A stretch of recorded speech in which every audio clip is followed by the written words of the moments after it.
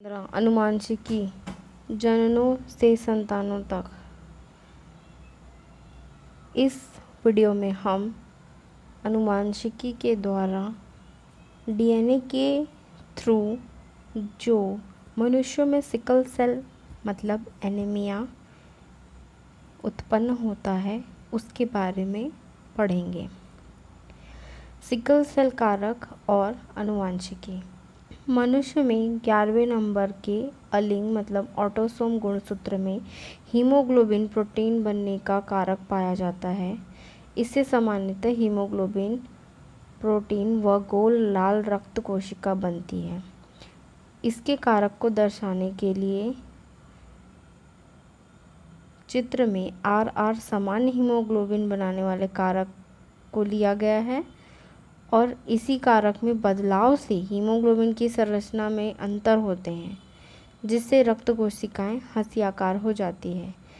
मतलब रक्त कोशिकाओं के अंदर जो प्रोटीन और जितने न्यूट्रिएंट्स होते हैं, जितने कारक होते हैं वो कम हो जाते हैं और वो कोशिकाएं जो फूली हुई होती हैं वो सिकुड़ जाती हैं और उन कारकों को स्मॉल डबल आर द्वारा दर्शाया गया है। हंसियाकार कोशिकाओं में ऑक्सीजन ग्रहण करने की क्षमता बहुत कम होती है। साथ ही जहां सामान्य रक्त कोशिका का जीवन काल 100 से 120 दिन का होता है, वहां वो हंसियाकार कोशिका का जीवन काल मात्र 15 से 20 दिन का हो जाता है। जैसे कि आप जानते हैं, लाल रक्त कोशिकाएं हर 120 दिन में नई कोशिकाएं बनाती हैं, अर्थात एक रक्त कोशिका का जीवन काल जो होता है वो 120 दिन होता है। 120 दिन के बाद नई कोशिकाएं फिर से बनती हैं। जबकि जो सिकल सेल एनीमिया की कोशिकाएं हैं जो हंसियाकार हो जाती है, उनका जीवन काल मात्र 15 से 20 दिन का होता है। इस प्रकार रक्त कोशिकाओं के आकार में बदलाव और उसके ऑक्सीजन ग्रहण करने की क्षमता में कमी से रोगी बहुत जल्दी थक जाता है। यह तब घातक होता है जब इसके कारक समरूपी अवस्था में होते हैं। सामान्यतः हीमोग्लोबिन संबंधी कारक जिससे गोल रक्त कोशिका बनती है, हीमोग्लोबिन की संरचना बदलने वाले कारक जिससे हंसियाकार रक्त कोशिका बनती है, उस पर प्रभावी होते हैं। तो सिकल सेल रोग या जिसे एनीमिया कहते हैं या जिसे सिकल सेल रक्ताल्पता या ड्रिपनोसाइटोसिस कहते हैं, ये एक अनुवांशिक रक्त विकार है जो ऐसी लाल कोशिकाओं के द्वारा चरितार्थ होता है जिनका आकार असामान्य कठोर तथा हंसिया के समान होता है। यह क्रिया कोशिकाओं के लचीलेपन को घटाती है जिससे विभिन्न जटिलताओं का जोखिम उभरता है। यह हंसिया निर्माण हीमोग्लोबिन जीन में उत्परिवर्तन की वजह से होता है। जीवन प्रत्याशा में कमी आ जाती है और इसके कारण महिलाओं की औसत जीवन प्रत्याशा 48 और पुरुष की 42 हो जाती है।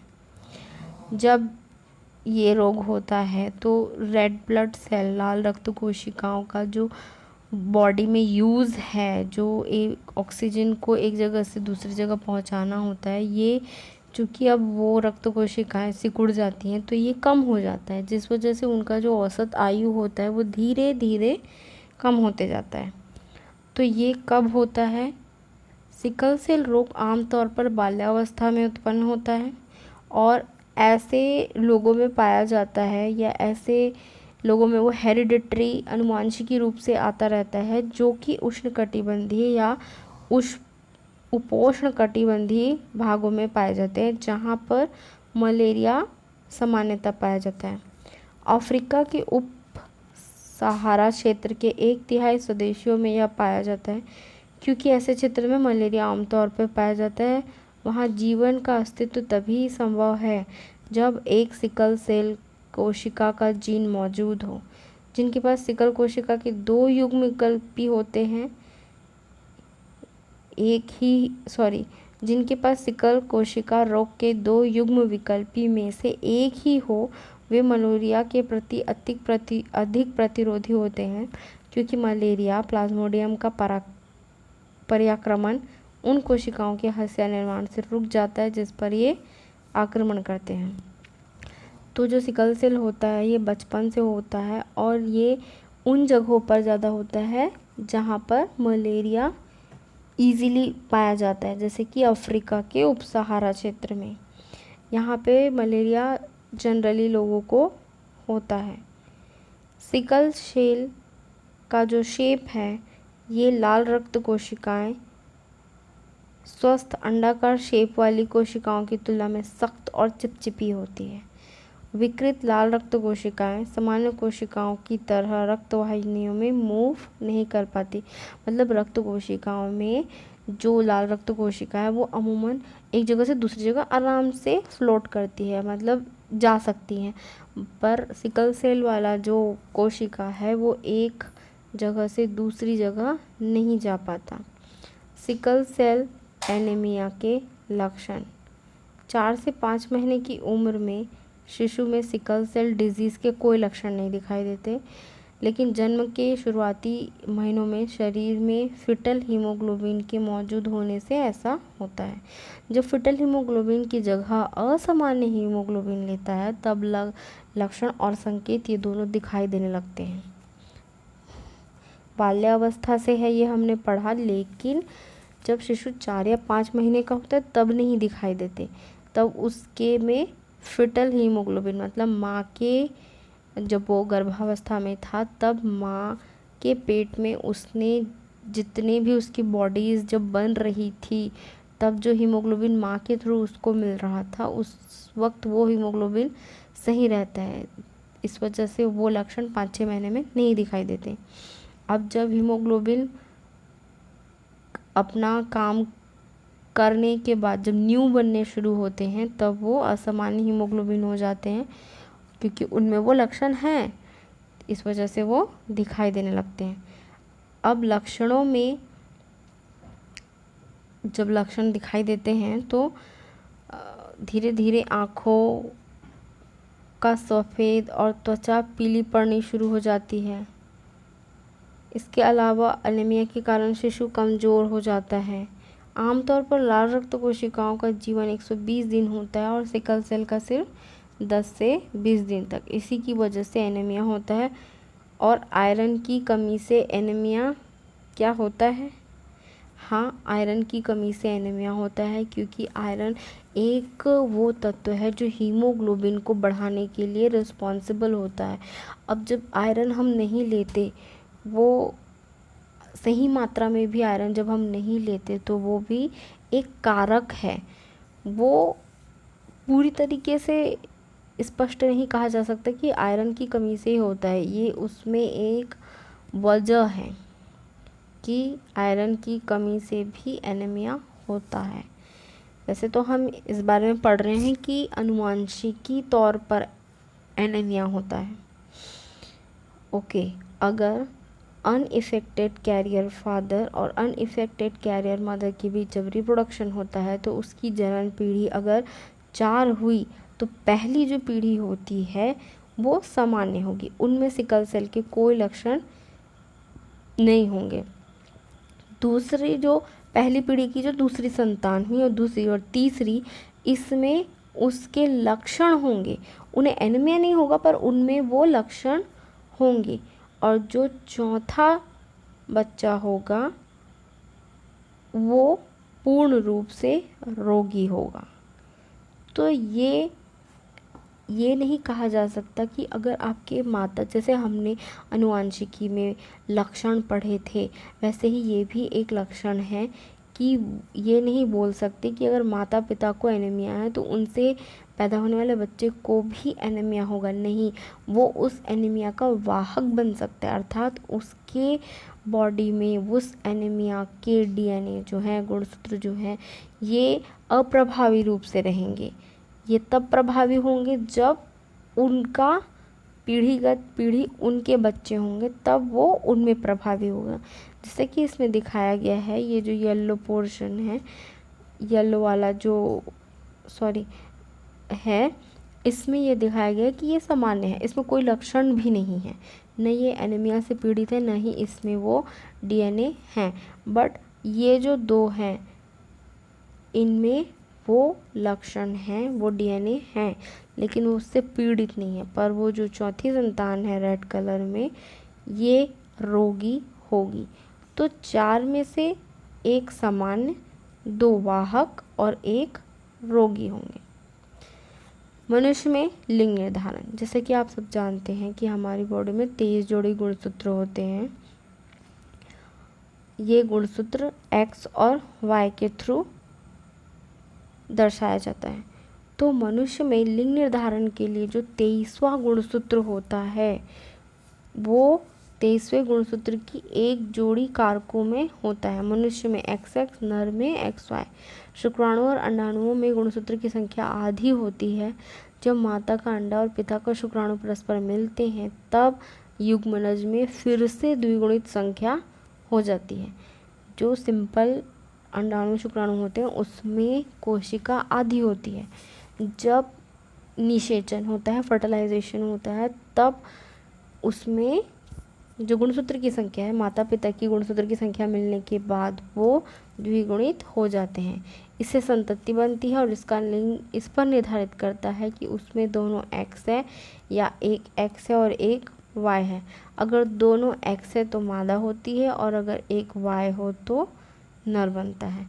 एक Y और एक X, दोनों XX हुए तो मादा और एक Y और एक X हुआ तो नर बनता है। Y गुणसूत्र X से छोटा होता है। नर और मादा बनने की संभावना हर जोड़े में 50% है, यानी व्यक्ति का लिंग नर या मादा होना पूर्णतः एक संयोग की बात है। उसके लिए ना तो माँ जिम्मेदार है ना पिता। मनुष्य का रंग, रूप, स्वभाव और लिंग सहित सभी लक्षणों का निर्धारण कोशिकाओं में पाए जाने वाले धागे के समान सूत्र, जिसे गुणसूत्र कहा जाता है, क्रोमोसोम के ही होते हैं।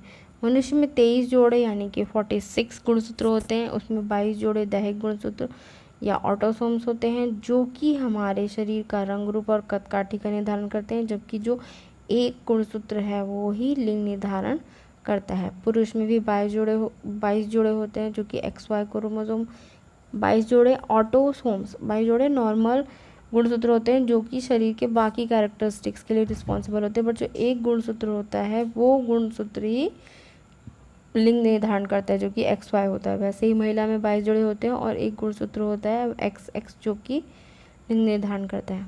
औरत के पास केवल XX गुणसूत्र होता है, जबकि आदमी के पास XY दोनों गुणसूत्र होते हैं।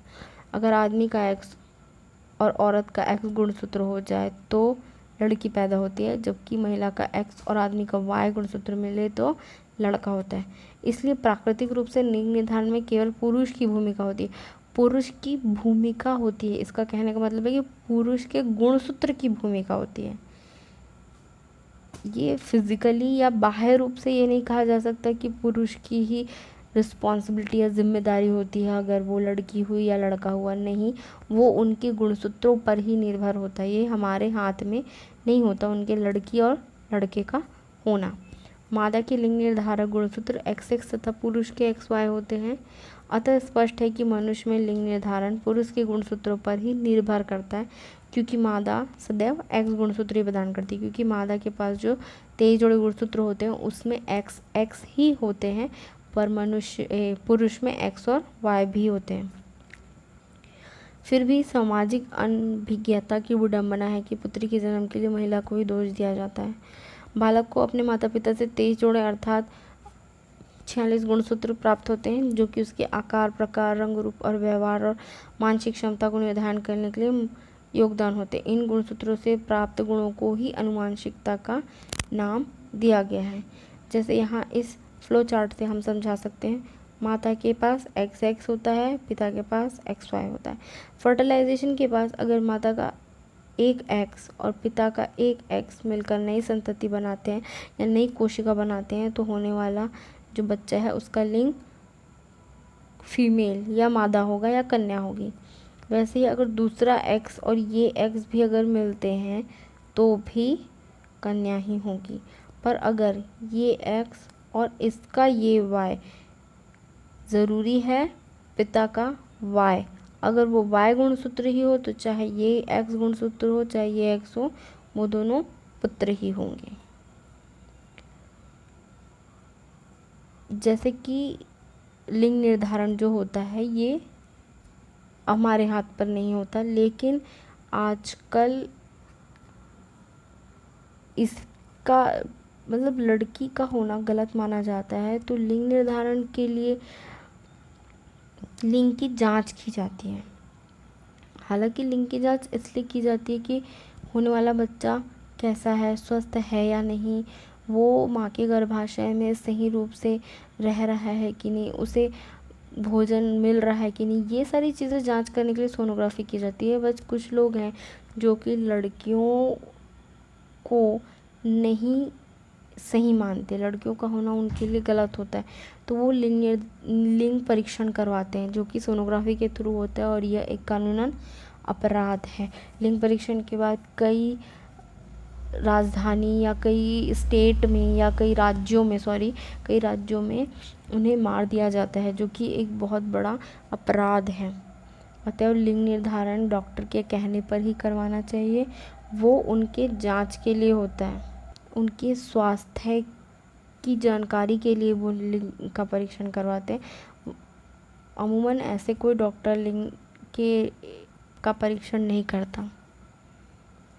जनकों से संतान कारक से जीन तक आनुवंशिकी के क्षेत्र में प्रथम महत्वपूर्ण योगदान मेंडल ने ही दिया था। उन्होंने ही आनुवंशिकी के बारे में बताया था, जो कि बहुत साल बाद जाकर लोगों ने समझा, पर उन्हें आनुवंशिकी का जन्मदाता कहा गया है। मेंडल ने परिकल्पना की कि प्रत्येक लक्षण एक जोड़ी कारक के द्वारा प्रकट होता है। इसके लगभग 60 साल बाद 1920 में टिड्डे के गुणसूत्र पर प्रयोग कर रहे सटन ने बताया था कि मेंडली कारक गुणसूत्रों पर मौजूद होते हैं और किसी एक जनक के एक जोड़ी गुणसूत्र में से एक गुणसूत्र ही संतान को मिलता है। जैसे अभी हमने पढ़ा 22 जोड़े होते हैं और 23वें जोड़े से ही निर्धारण होता है। मेंडल को बैंगनी और सफ़ेद फूलों के बीच की कोई अवस्था नज़र नहीं आई, क्योंकि बैंगनी और सफ़ेद के रंग के कारक अलग अलग गुणसूत्र पर पाए गए, अतः मिला जुला स्वरूप बनने की संभावना बहुत ही कम थी। मेंडल के कारक को आगे चलकर ही जीन कहा गया और यह स्वीकार कर लिया कि जीन ही वंशागति के उत्तरदायी होते हैं। पर जीन एक्चुअल में है क्या? जीन जो है वो आगे चल के उसके बारे में बताया गया कि आनुवंशिकी पदार्थ डीएनए की खोज हुई और उस पर उन हिस्सों की खोज होने लगी जहाँ पर लक्षणों का निर्धारण होता है। जीन डीएनए के उस हिस्सों को माना गया जिससे प्रोटीन बनने की सूचना मिलती है। किसी जीन समूह में एक भी जीन के फेरबदल होने से नए जीन समूह बनते हैं। ऐसे जीन समूहों वाली संतान नए जीन समूहों की होती है, चाहे वो हमारे शरीर में ही कोई नए जीन वाली कोशिकाओं का समूह क्यों ना हो। नए जीन समूह से नई प्रजाति निर्मित होती है। इसके आधार पर प्रजातियों की परिभाषा आनुवांशिक प्रजातियों की अवधारणा के अंतर्गत दी गई है। मनुष्य गुणसूत्रों पर पाए जाने वाले जीन का पूरा लेखा जोखा तैयार हो चुका है।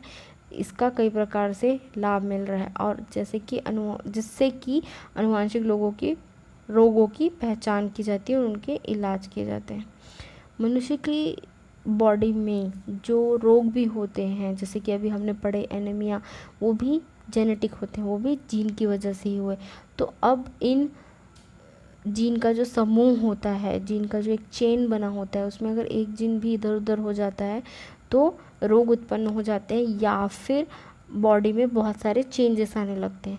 तो इन्हीं के ऊपर अभी परीक्षण किया जा रहा है और उन्हीं रोगों से निजात पाने के लिए जीन के ऊपर कई वैज्ञानिक परीक्षण कर रहे हैं। सो यहाँ आपका अध्याय 15 खत्म होता है।